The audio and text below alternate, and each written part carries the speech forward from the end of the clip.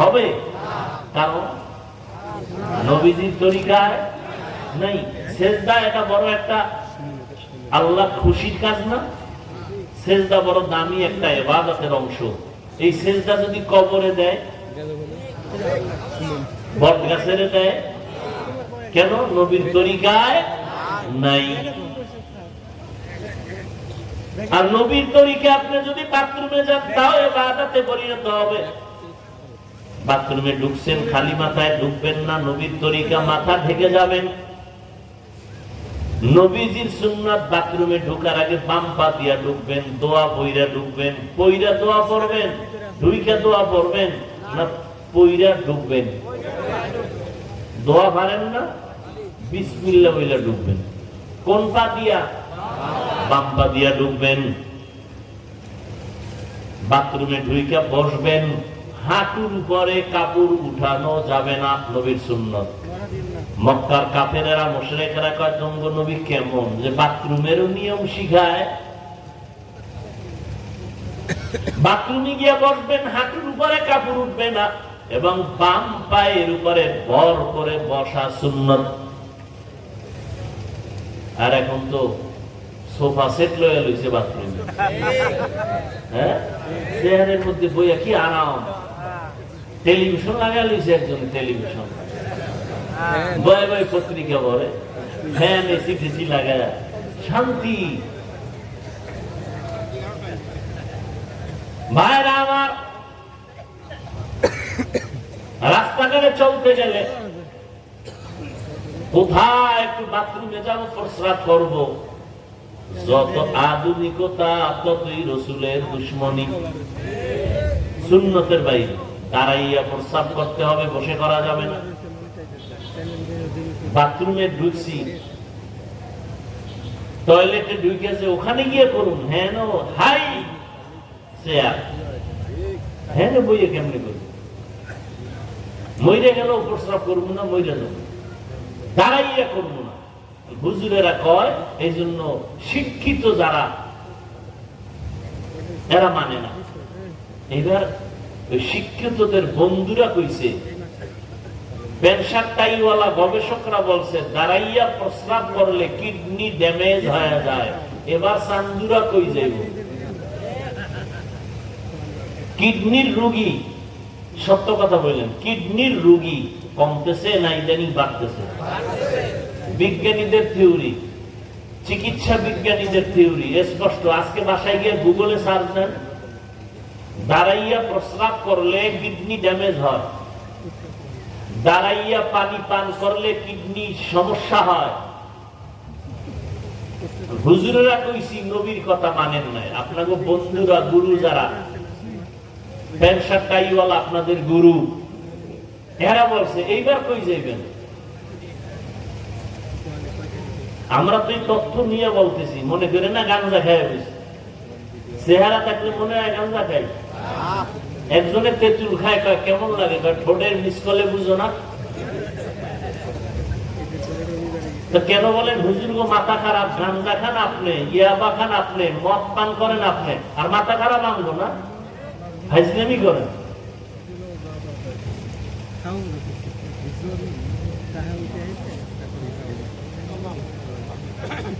আল্লাহ হেদায়েত দান করুন।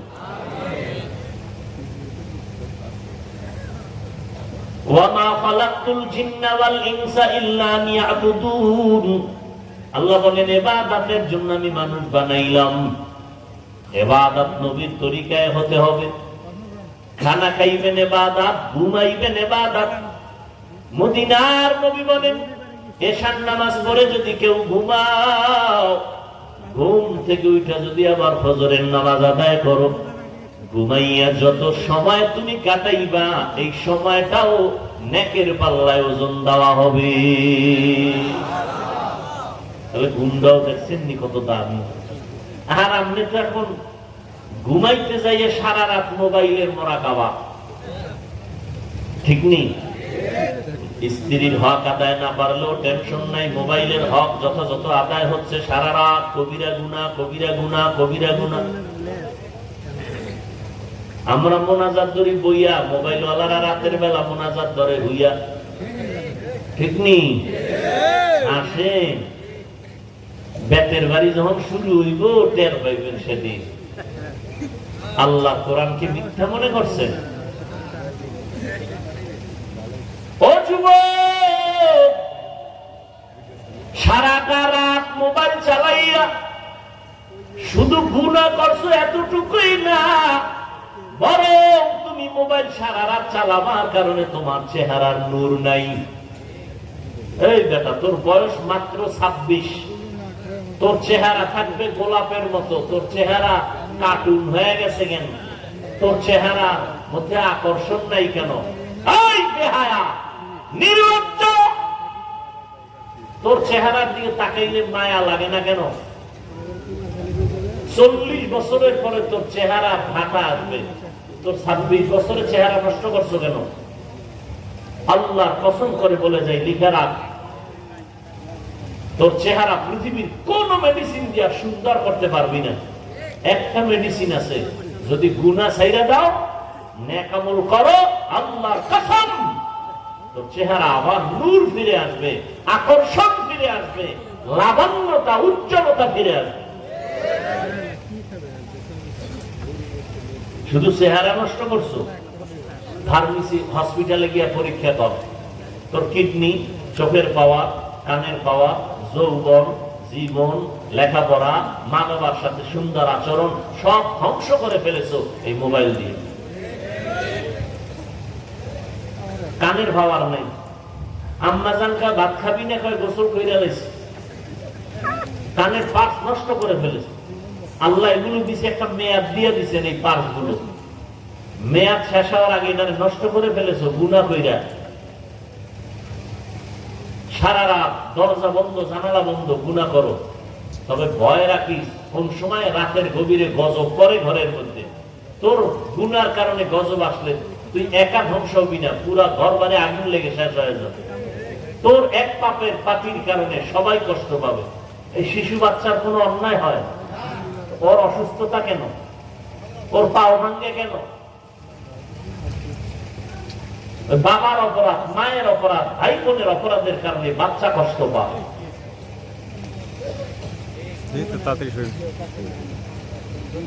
হেদায়েত আল্লাহ না দিলে উপায় নেই। ও যুবক, আল্লাহর গোলাম, যেইখানে থাকো যা করো আল্লাহর হুকুম নবীর তরিকা মানিয়া চলো। 5 বেলার নামাজ পড়ো। ডাক্তার যদি হও দোয়া করে গেলাম, ইঞ্জিনিয়ার হও আল্লাহ কবুল করে, একজন প্রফেসর হও কোনো বাধা নেই, ইসলামের জন্য এটা সুনাম। তবে ডাক্তার হও, ইঞ্জিনিয়ার হও, প্রফেসর হও, বেয়াদব হইও না। তোমার আচরণে যেন মা বাবা কোনোদিন কষ্ট না পায়, তোমার ব্যবহারে যেন কোনোদিন উলামায়ে কেরাম কষ্ট না পায়, তোমার আচরণে যেন কোনো মুরব্বীরা কখনো কষ্ট না পায়। দোয়া নিয়ে চলিও। ডাক্তার হও তবে আদর্শবান ডাক্তার হইও, ইঞ্জিনিয়ার হও তো আদর্শবান ইঞ্জিনিয়ার হইও। তবে তুমি প্রশ্ন করতে পারো, হাফিজ ভাই কোথায় আদর্শ পাবো? যেখানে যাই সেখানে তো আদর্শ জবাই করা হয়।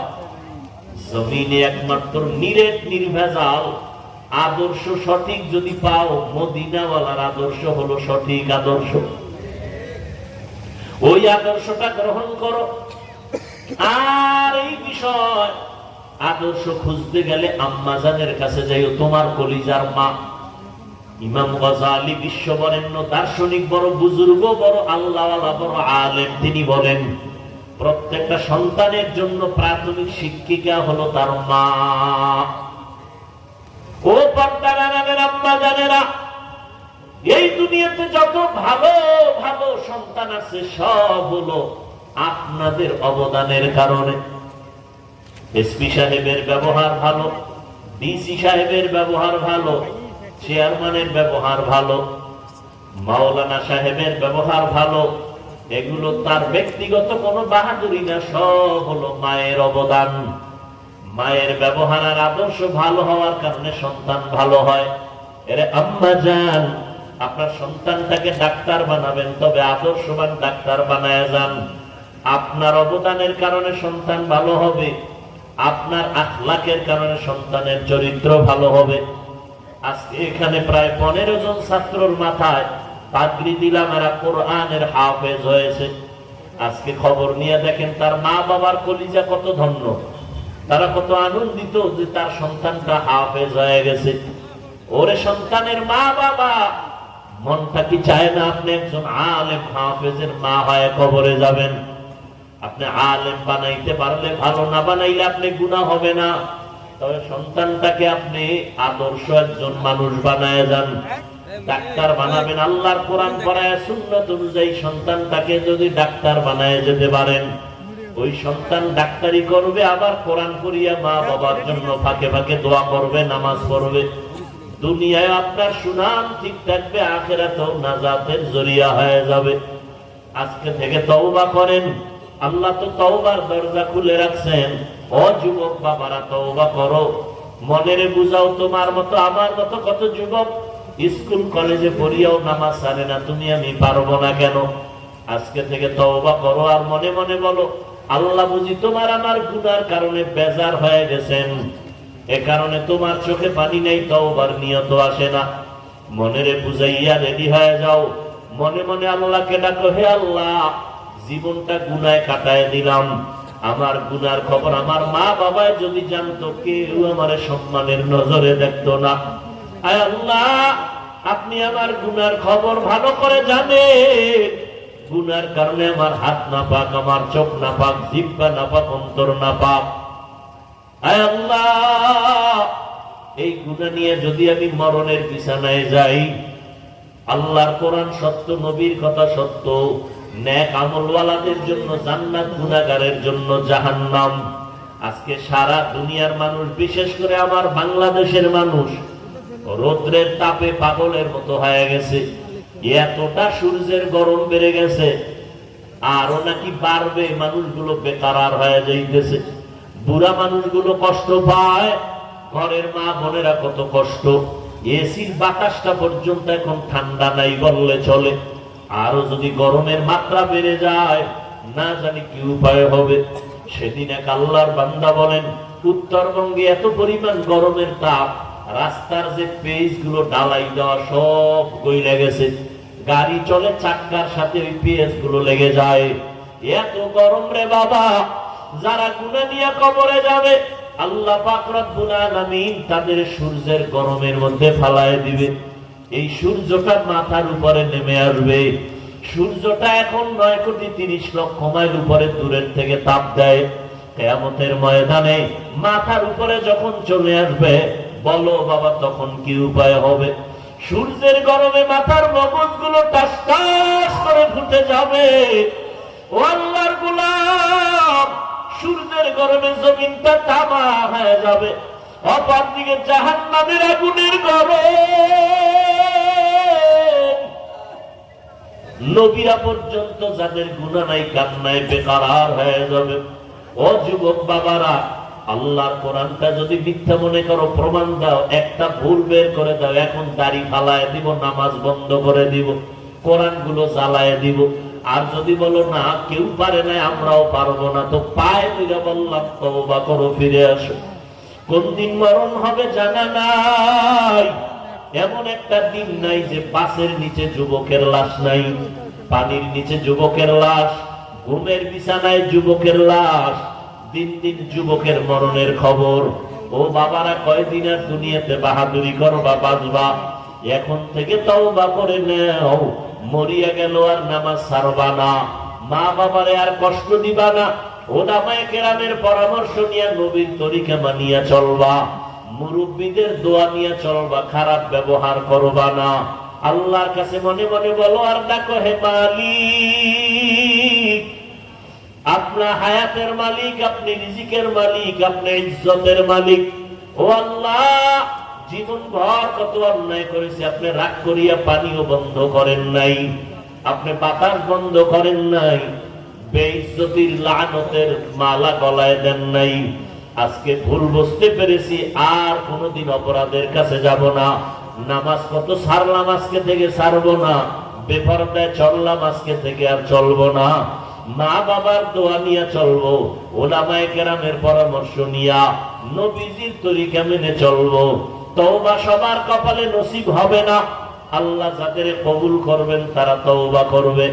নবীজি বয়ান করছেন নির্ভেজাল বয়ান।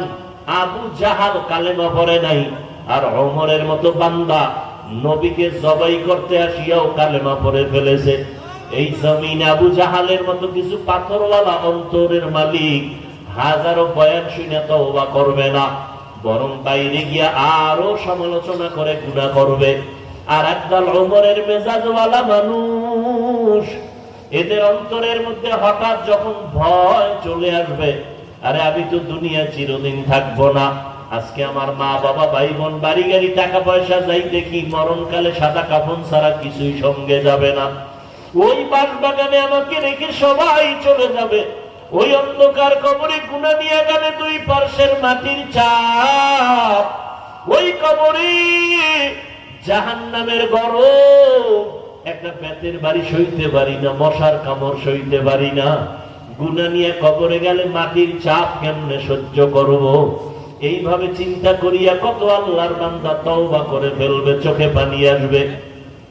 যাদের অন্তর তৈরি হয়ে গেল, আর নামাজ ছাড়বেন না, বেপরদায় চলবেন না, মা বাবারে কষ্ট দিবেন না, তওবা করে নবীর তরিকায় উলামায়ে কেরামের পরামর্শ নিয়ে চলবেন। যদি এরকম তওবার নিয়ত থাকে, অন্তরে কোনো মুনাফিকি না থাকে, যাদের নিয়ত অন্তরে খাঁটি, দুটো হাত আমার আল্লাহকে দেখায় দাও। আয় আল্লাহ, হাতগুলো কবুল করে নেন, তওবা কবুল করে নেন।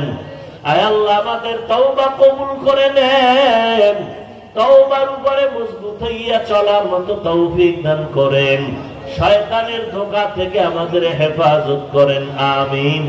আলহামদুলিল্লাহি রাব্বিল আলামিন, ওয়াসসালাতু ওয়াসসালামু আলা সাইয়্যিদিল আমবিয়া ওয়াল মুরসালিন ওয়া আলা আলিহি ওয়া আসহাবিহি আজমাইন। ইয়া আরহামার রাহিমিন, ইয়া আরহামার রাহিমিন, ইয়া আরহামার রাহিমিন। রব্বিরহামহুমা কামা রাব্বায়ানি সগীরা। আল্লাহুম্মা ইন্নাকা আফুউন কারীম তুহিব্বুল আফওয়া ফা'ফু আন্না। ও দয়ার মালিক, প্রচন্ড গরমের ভেতরে আপনার কিছু গোলামদের নিয়ে হাত তুলেছি রে আল্লাহ। এই বেহেশতের বাগান, উলামায়ে কেরামদের মজলিস, কত সাদা দাড়িওয়ালা মুরব্বীরা, কত হাজী সাহেব, কত ব্যবসায়ী চাকরিজীবী, পর্দার আড়ালের মা বোনেরা, আমার কলিজার যুবক ছাত্র ভাইরা হাত তুলেছেন। মেহেরবানি করে আমাদের জীবনের সবার গুনাহগুলো মাফ করে দেন আল্লাহ। আয় আল্লাহ, মাহফিল কবুল করে নেন, মাদ্রাসা কবুল করে নেন, ওস্তাদ ছাত্রদের কবুল করে নেন। আয় আল্লাহ, মুহিব্বিন মুতাআল্লিকিন কমিটি যারা সহযোগিতা করে কবুল করে নেন। এলাকার ঘরে ঘরে শান্তি দান করেন, সুন্নতের আমল জারি করে দেন। আয় আল্লাহ, মোবাইলের গুনাহের থেকে হেফাজত করেন। আয় আল্লাহ, সবার কামাই রুজি ব্যবসায় হালাল ভাবে বরকত বাড়ায় দেন, মা বোনদের আবেদা বানায় দেন, সন্তানগুলো নেককার বানায় দেন। আয় আল্লাহ, সবার কামাই রুজিতে বরকত বাড়ায় দেন। আয় আল্লাহ, সারা দুনিয়াবাসীকে মাফ করে দেন, ফিলিস্তিনের মুসলমানদের উপরে রহমতের চাদর বিছায় দেন, ইসরায়েলের জালেম থেকে হেফাজত করে, সারা দুনিয়ার জালেমদের জুলুম থেকে মুসলমানদের হেফাজত করেন। আয় আল্লাহ, প্রবাসে যারা কাজ করে হেফাজত করেন, বরকত বাড়ায় দেন, বাংলাদেশ শান্তির দেশ বানায় দেন, প্রশাসনিক ভাবে যারা কাজ করে দ্বীনের খাদেম বানায় দেন। আয় আল্লাহ, সমস্ত মসজিদ মাদ্রাসাগুলো কবুল করে নেন, অন্যান্য শিক্ষা প্রতিষ্ঠান নবীর আদর্শে কবুল করে নেন। লেখাপড়া পরীক্ষার্থী যারা করে, আয় আল্লাহ কামিয়াবি দান করেন। প্রত্যেকটা সন্তানকে মা বাবার বাধ্যগত আদবলা বানায় দেন, প্রত্যেক ছাত্রকে শিক্ষকের আদবলা বিনয়ী ছাত্র বানায় দেন। আয় আল্লাহ, ভাবিদের অভাব দূর করে দেন, ঋণ আদায়ের ব্যবস্থা করে দেন। আমার কলিজার প্রত্যেকটা যুবকের দিনদার বানায় দেন। আয় আল্লাহ, 5 ওয়াক্ত নামাজি বানায় দেন, গুনাহের প্রতি ঘৃণা জমায় দেন। আয় আল্লাহ ইলম ও হিলম ও হিকমত ও আমলে বরকত বাড়ায় দেন, ইখলাসের সাথে চলার তৌফিক দান করেন। আয় আল্লাহ উলামা তোলাবা উম্মতের অন্তরে ইজ্জত বাড়ায় দেন, মুখালিফের মুআফিক বানায় দেন, জাহিরি বাতিনি দুশমন থেকে হেফাজত করেন, হিম্মত শক্তি সাহস বাড়ায় দেন। আয় আল্লাহ সমস্ত আমলগুলো দায়মি ভাবে ইখলাসের সাথে আদায়ের তৌফিক দান করেন। আমরা যারা হাত তুলেছি জানি না কার মা নাই, কার বাবাও নাই, অন্ধকার কবর থেকে দোয়ার অপেক্ষায়, সবার কবর জান্নাত বানায় দেন। যারা বেঁচে আছেন হায়াত বাড়ায় দেন, অসুস্থ যারা সুস্থতার নিয়ামত বাড়ায় দেন, সুস্থতার নিয়ামত দান করেন, চলার পথে ইজ্জতের সাথে হেফাজত করেন।